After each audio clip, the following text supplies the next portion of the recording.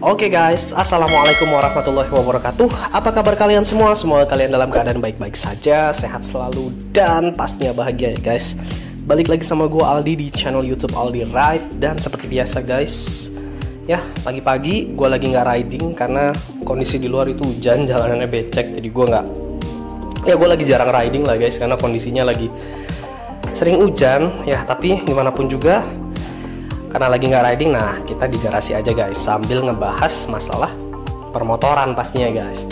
Nah sebenarnya ini gue ada informasi yang cukup menarik ya guys ya, menurut gue ya, semoga menarik juga buat kalian, tentang masalah recall ZX25R guys. Waduh, motor yang viral sorry guys ya, jadi motor yang viral tiba-tiba di recall gitu kan. Waduh, masih gres-gresnya, masih baru-baru banget, tiba-tiba langsung ada recall lah gitu ibaratnya. Sebenarnya informasinya ini udah tahun lalu sih guys, karena kan 2021 ya.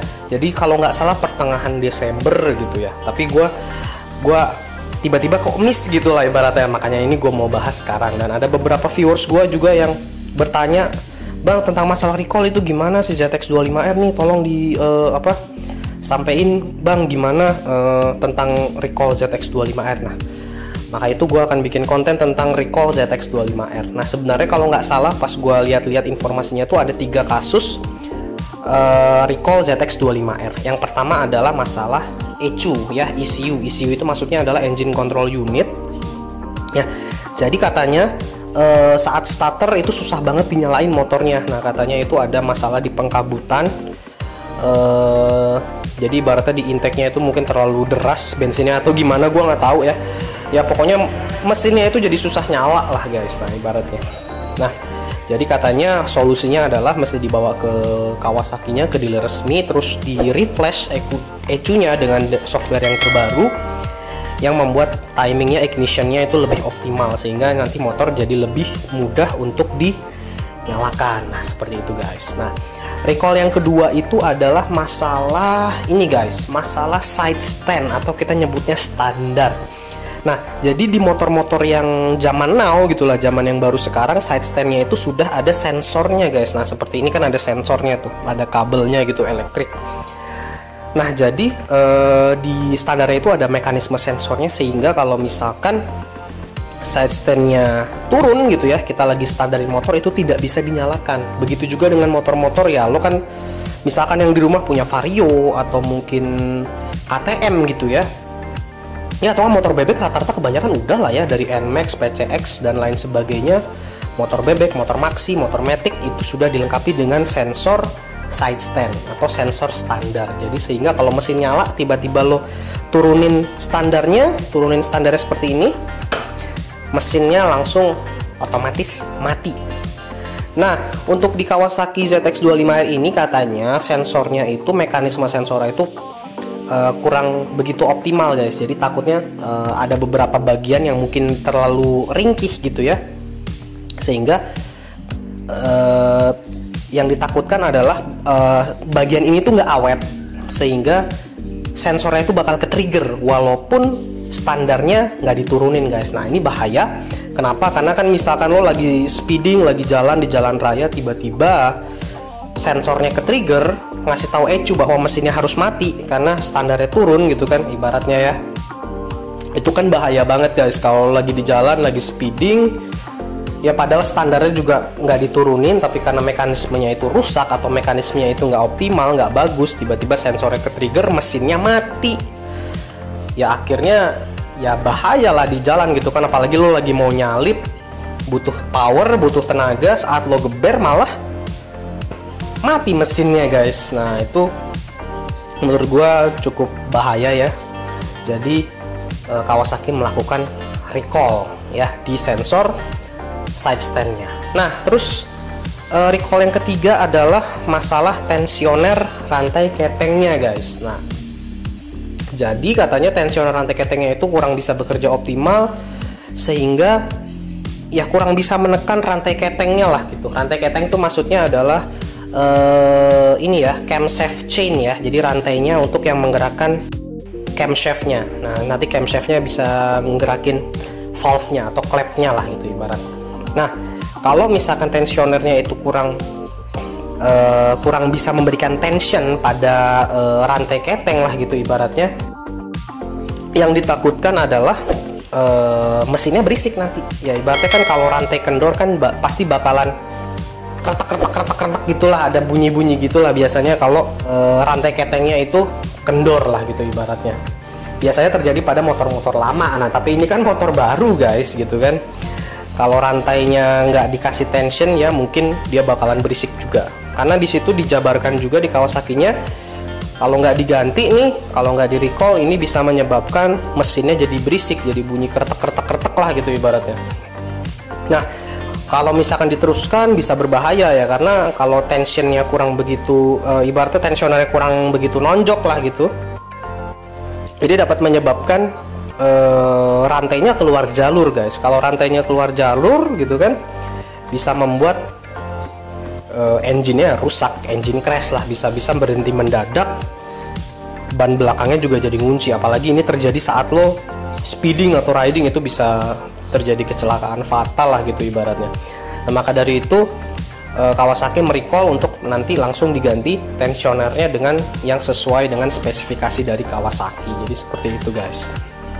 Ya menurut gua yang masalah tensioner ini ternyata bukan cuma ZX25R ya kalau nggak salah. Gue lupa juga tuh yang side stand-nya juga kalau nggak salah nggak cuma ZX25R deh, ada beberapa motor. Nanti gue akan tampilkan di video gue suratnya gitu ya, apa namanya tuh, surat edarannya lah gitu. Gue nggak ngerti juga bahasa Jepang, ada beberapa situs seperti Pertamax 7, terus situs-situs lain juga yang ngasih tahu translate-nya gitulah, bahwa ini di recall, ini gimana ya. Nanti gue akan tunjukin ke kalian, pokoknya kalian bisa lihat di videonya ya, semoga jelas. Gue akan tunjukin satu-satu. Ini yang masalah yang tadi masalah ECU, terus ada masalah side stand, terus ada masalah tensioner lah gitu ibaratnya. Nah jadi semoga aja sih Kawasaki Indonesia, kalau memang ada produk yang Indonesia gitu ya, yang ada di recall, cepet-cepet kita sebagai konsumen dan owner ZX25R dan apapun motor yang terkena recall ya, itu dikabarin sih guys. Ya gue berharapnya Kawasaki langsung gerak cepat ya. Dan gue juga lihat teman-teman yang ada di forum-forum katanya pengalaman pakai Kawasaki kalau ada recall gitu, dia the best lah, cepat langsung dikabarin, langsung di WA atau di telepon para ownernya. Karena gimana pun juga kan pasti dealer-dealer itu punya data kita guys, data pembelinya dia, semoga disimpan lengkap, semoga arsip-arsipnya itu nggak hilang, sehingga kalau misalkan ada produk yang dibuat di Indonesia, yang di konsumen Indonesia itu, kalau ada yang di recall, cepat-cepat langsung dikabari atau nggak diberikan surat lah ke alamat terkait atau gimana lah, pokoknya cepat-cepat dikabarin biar masalahnya juga cepat selesai. Gue juga takut juga sih, semoga aja motor gue juga nggak kena recall. Nah kalau mengacu pada surat edaran yang ada di Jepang tadi, yang pakai bahasa Jepang tadi, itu gue sempat nyari guys, apakah motor gue ini adalah termasuk yang kena recall atau enggak. Ya jadi kan di motor, di suratnya itu gue nggak tahu itu nomor apa tuh guys yang ada di situ tuh. Gue lihat nomor rangka, rangkanya kok nomor rangka gue nggak begini gitu loh, apa susunan huruf dan angkanya tuh nggak begini. Kalau nomor rangka kan biasanya depannya itu pokoknya MMH itu. Jadi gue sembari ngasih tahu ya, sharing aja gitu. Gue nggak ngasih tahu sih, gue lebih ke sharing sih. Jadi MH itu kalau nggak salah berarti kalau MH itu buatan Indonesia lah. Terus biasanya ada kode motornya. Misalkan kalau motor gue ini ZX250G gitu ya, itu maksudnya adalah oh berarti ini ZX25R. Kalau Ninja 250 kalau nggak salah EX250JAF gitu ya, tergantung lo Ninja 250 nya punyanya yang seri apa. Nah biasanya kayak gitu. Jadi pertama biasanya MH4 atau MH, pokoknya depannya M lah biasanya kalau untuk Indonesia ya, karena dirakit di Indonesia. Jadi dua huruf pertama itu adalah tempat perakitan berarti guys, yang mau gue kasih tahu. Terus ada angka 4 itu gue nggak tahu guys, 4 itu mungkin merek kali ya, mungkin kalau 4 itu Kawasaki gitu, atau enggak produk misalkan A itu mungkin Suzuki atau gimana, gue nggak tahu. Tapi MH itu Indonesia, asal perakitan Indonesia. 4-nya gue nggak tahu, mungkin aja Kawasaki gitu ya. Terus ZX250G atau enggak EX250J gitu, nah itu adalah kode motornya. Oh berarti motornya adalah si ZX25R lah gitu ibaratnya.